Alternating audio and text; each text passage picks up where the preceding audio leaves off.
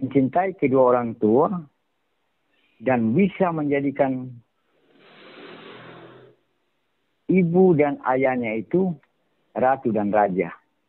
Setelah itu dia mengamalkan ilmu agama dari syariat, hakikat, tarekat, marifat, bahkan sampai bisa, kalau Allah menghendaki dia bisa marifatullah, agar dia bisa mengenal Allah. Jadi kalau hal-hal ini saja, yang kecil-kecil ini saja dia tidak penuhi, dia tidak mengerti, maka bagaimana apa yang dia mau amalkan itu tidak akan nyampe. Dia tidak akan pernah mengenal dirinya. Sedangkan dia sendiri pun tidak mengenal kedua orang tuanya. Apa yang dijalani kedua orang tua kita itu seperti yang dijalani oleh Allah. Mereka diciptakan dari kasih sayang. Yang punya kasih sayang itu mama dan bapak. Makanya di dalam Al-Quran itu dia jelaskan dengan kalimat Bismillahirrahmanirrahim. Dengan menyebut nama Allah yang maha pengasih lagi maha penyayang. Siapa yang mempunyai kasih sayang yang tulus adalah bapak, mama. Terus cinta kasih bapak dan mama. Rahasia marifat tentang sholat adalah itu semua ada pada diri manusia itu sendiri. Tentang arti sholat. Makna sholat secara marifat ya. Ya. Makna sholat dalam secara marifat. Kalau kita sembahyang lohor, Allah ciptakan kita 2 mata, 2 telinga, 4 rakaat. Iya. Kita sembahyang asar, Allah ciptakan kita 2 kaki, 2 tangan, 4 rakaat.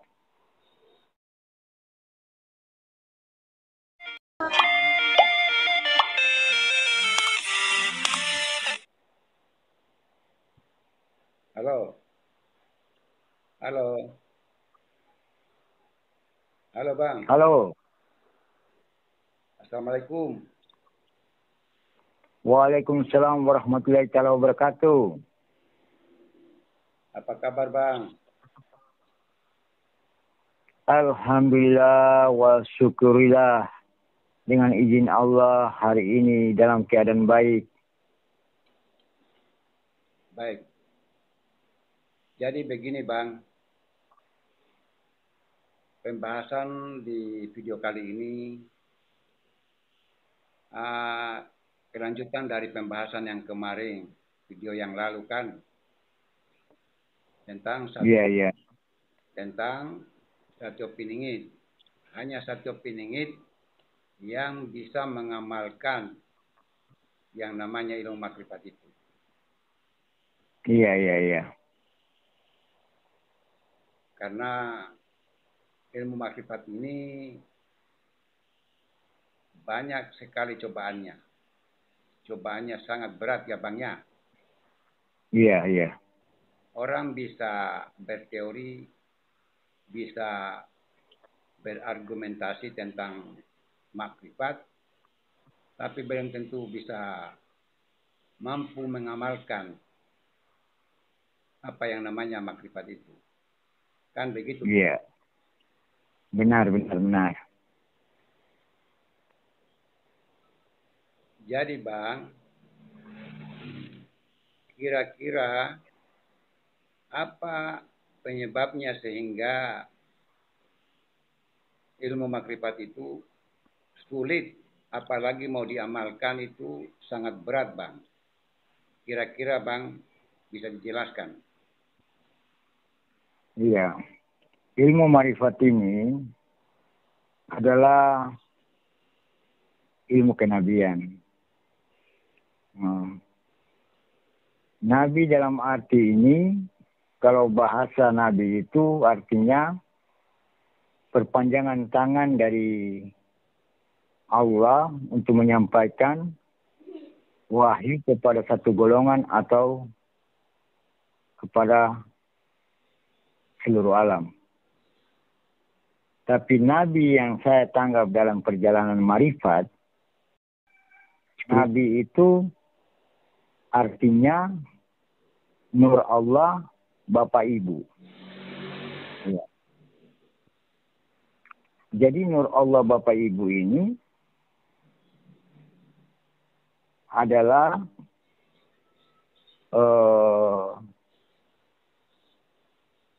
kalau kita bisa katakan itu arti sesungguhnya. Jadi Bapak Ibu ini adalah gambaran dari Allah, semua sifat-sifat Allah, bahkan zat Allah dan perbuatan Allah, mereka yang menjalaninya. Ya. Jadi ilmu marifat ini ilmu yang sebenarnya sering kita jalani. Iya. Tapi kita tidak mengetahuinya. Iya. Jadi yang saya lihat, yang saya tanggap perjalanan ilmu marifat ini, itu yang saya bilang tadi, kenapa sulit sama sekali. Karena semua dalam perjalanan yang goib itu punya arti tersendiri. Iya, macam arti Adam. Adam itu makna goibnya itu Adam itu artinya aku duluan, aku manusia.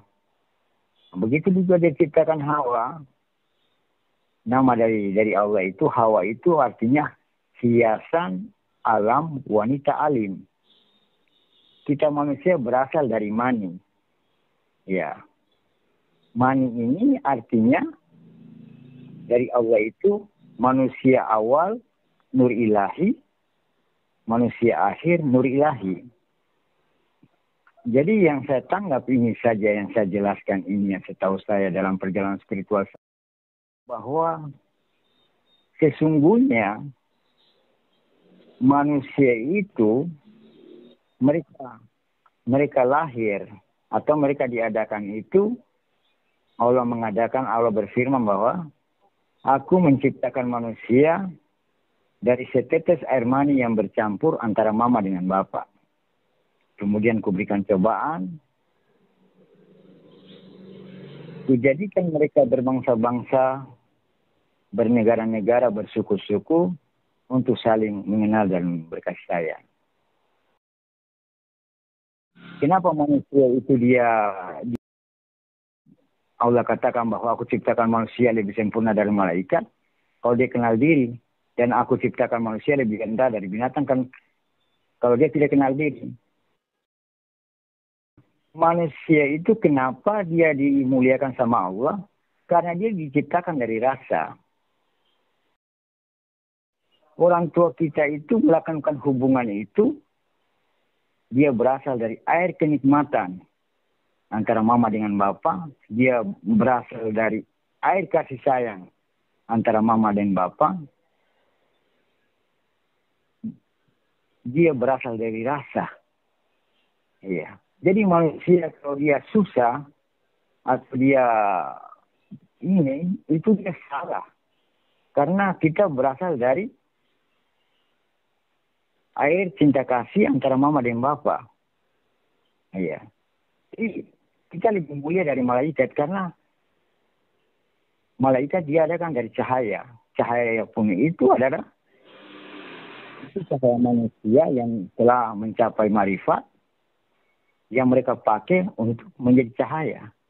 Itu mereka malaikat juga, mereka berasal dari Nur Muhammad.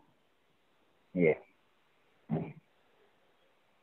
Jadi arti-arti yang kita sebut dari awal ini, yang kita pahami dalam ilmu ini, itu kalau dipikir ya, seakan-akan itu adalah kepanjangan ataupun cerita dongeng. Tapi kalau kita bahas secara marifatnya, benar. Ya. Jadi orang tua di sini, kalau orang mau masuk marifat, dia harus tahu dia bagaimana mencintai kedua orang tua dan bisa menjadikan ibu dan ayahnya itu ratu dan raja. Setelah itu dia mengamalkan ilmu agama dari syariat, hakikat, tarekat, marifat, bahkan sampai bisa, kalau Allah menghendaki dia bisa marifatullah, agar dia bisa mengenal Allah. Jadi kalau hal-hal ini saja, yang kecil-kecil ini saja dia tidak penuhi, dia tidak mengerti, maka bagaimana apa yang dia mau amalkan itu tidak akan nyampe. Dia tidak akan pernah mengenal dirinya. Sedangkan dia sendiri pun tidak mengenal kedua orang tuanya. Apa yang dijalani kedua orang tua kita itu seperti yang dijalani oleh Allah. Mereka diciptakan dari kasih sayang. Yang punya kasih sayang itu mama dan bapak. Makanya di dalam Al-Quran itu dia jelaskan dengan kalimat Bismillahirrahmanirrahim. Dengan menyebut nama Allah yang maha pengasih lagi maha penyayang. Siapa yang mempunyai kasih sayang yang tulus adalah bapak, mama. Terus cinta kasih bapak dan mama. Jadi mereka itu adalah yang dikatakan tadi Nabi. Nabi itu artinya nur Allah, bapak ibu itu. Ya, kalau syariatnya ya itu sudah. Yang saya bilang tadi, itu perpanjangan tangan dari Nabi, dari Allah untuk menyampaikan wahyu kepada satu golongan atau seluruh alam. Itu yang saya tanggap, Bang. Baik. Tadi Abang menyinggung tentang Nur Muhammad dengan Allah. Jadi barangkali Abang bisa menjelaskan bahwa siapakah Nur Muhammad itu dan siapakah yang bernama Allah itu, Bang? Silakan, Bang. Kalau perjalanan spiritual saya yang saya jalani itu, kalau sebenarnya Allah Muhammad itu adalah diri kita, manusia ini.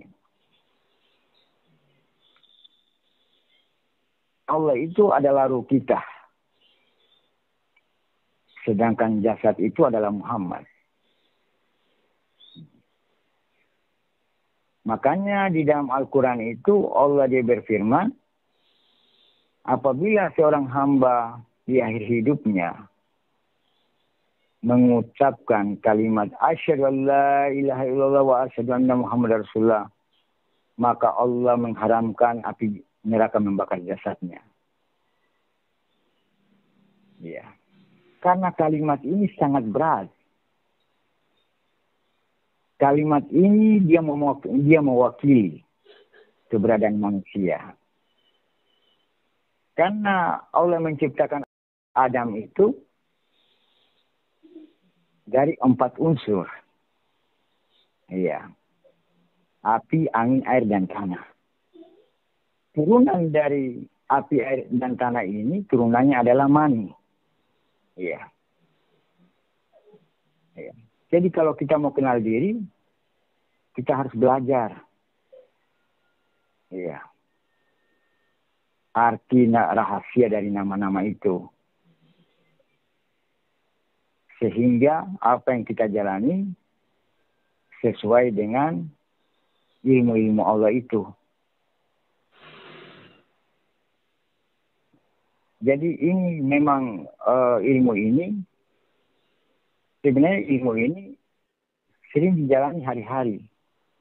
Tapi orang sendiri tidak mengetahuinya. Kenapa di muka bumi ini mereka banyak yang menguasai hafiz Al-Quran, ahli hadis, bahkan ahli tafsir,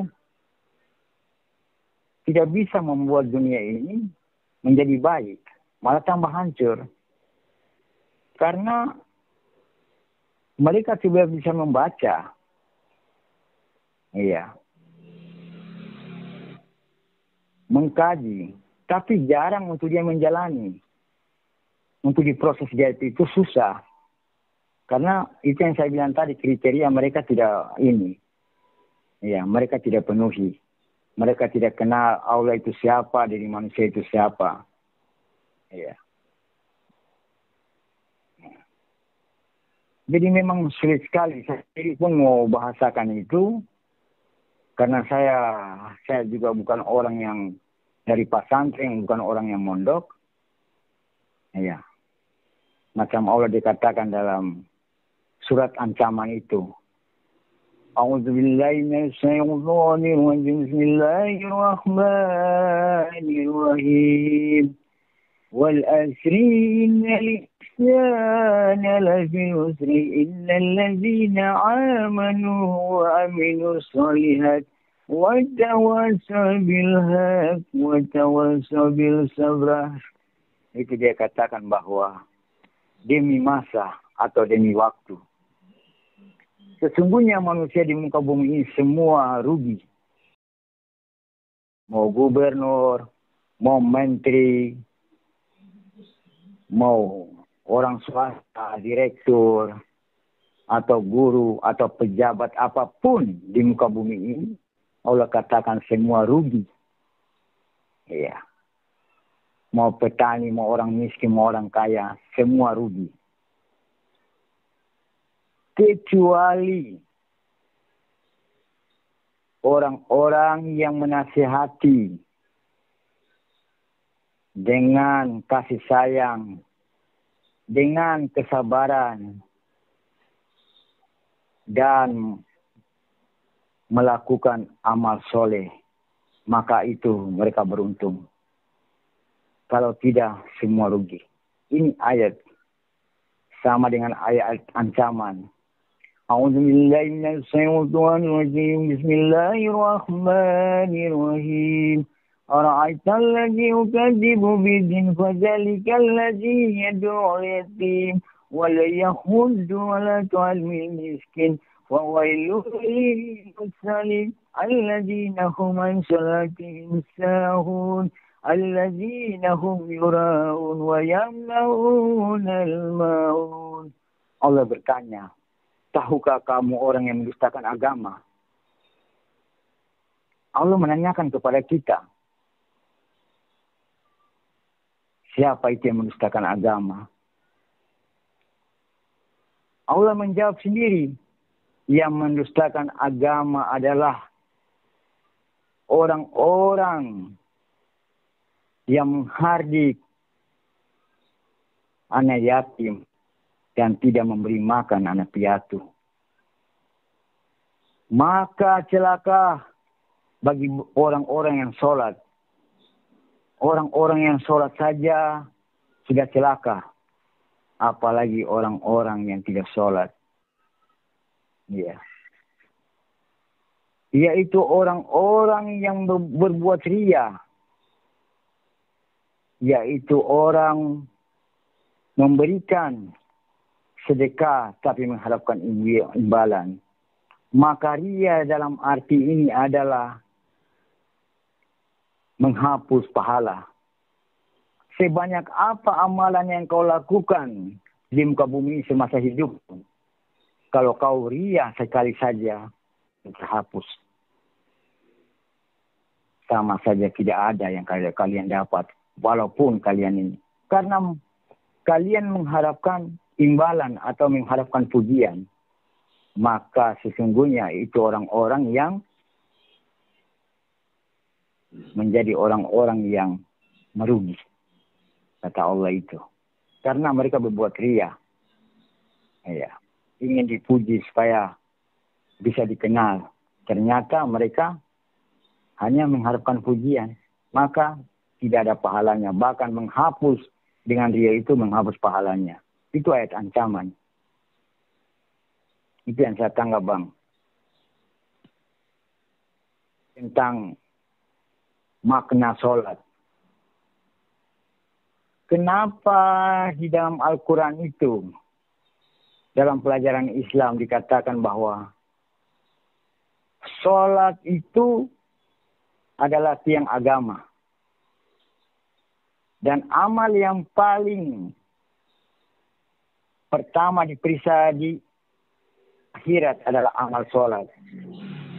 Apabila amal sholat baik, semua amalannya baik. Jika amal sholatnya tidak baik, maka semua amalan tidak baik. Rahasia marifat tentang sholat adalah itu semua ada pada diri manusia itu sendiri. Ini yang saya tanggap tentang arti sholat. Makna sholat secara marifat ya. Ya. Makna sholat dalam secara marifat. Kalau kita sembahyang lohor, Allah ciptakan kita 2 mata, 2 telinga, 4 rakaat. Iya. Kita sembahyang asar, Allah ciptakan kita 2 kaki, 2 tangan, 4 rakaat. Kita sembahyang maghrib, Allah ciptakan 2 lubang hidung, 1 lubang mulut, 3 rakaat. Kita sembahyang isya, Allah ciptakan penglihatan, bisa melihat ke depan, ke belakang, samping, kiri dan kanan. Tapi yang satu, kenapa subuh saya tidak bisa sebutkan, karena ini merupakan rahasia. 2 rakaat itu ada pada diri manusia. Jika kalau di hadapan Allah, dia tidak sembahyang maghrib, maka di depan Allah, dia tidak mempunyai 2 lubang hidung atau 1 lubang mulut. Ya. Jadi kalau di depan Allah, dia tidak sholat maghrib saja, Allah anggap dia cacat, sudah tidak punya hidung, lubang hidung dengan lubang mulut. Apalagi kalau dia tidak sembahyang asar, di depan Allah, dia tidak punya kaki, 2 kaki dan 2 tangan. Dia cacat. Apalagi kalau dia tidak sembahyang, maka di depan Allah dia tidak kelihatan. Dia tidak nampak. Dan apapun banyak amalan yang dia buat, tidak bermanfaat. Amal zakatnya ada, tapi dia tidak sholat, dia tidak kelihatan. Tetap amalnya ada.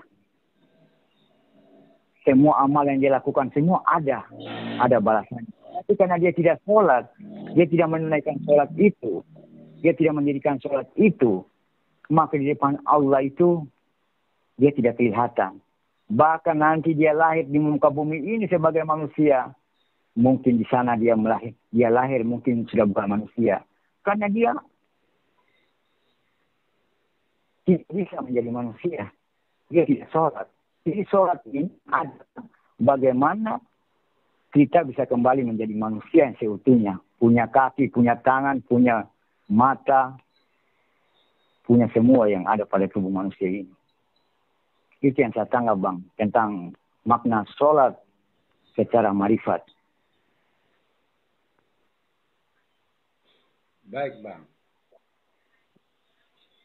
Berarti semua gerakan sholat itu mengandung makna secara makrifat ya, Bang ya? Iya. Maksudnya apa yang menjadi gerakan dalam setiap sholat itu ada maknanya, ada tujuannya. Iya. Kira-kira seperti itu, Bang. Ya kan? Iya, benar. Iya. Jadi, Bang, bagaimana dengan orang yang tidak sholat? Sedangkan di dalam sholat, di dalam gerakan-gerakan sholat itu, seperti yang Abang jelaskan, bahwa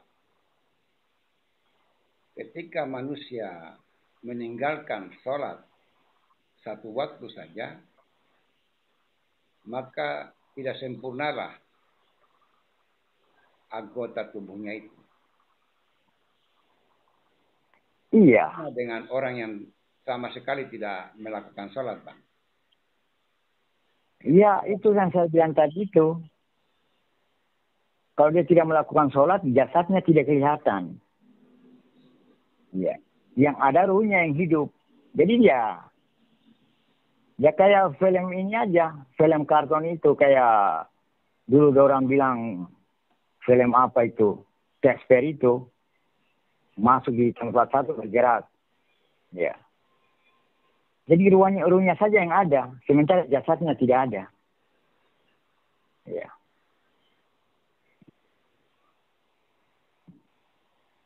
Itu yang saya ini. Makanya sholat itu sangat penting.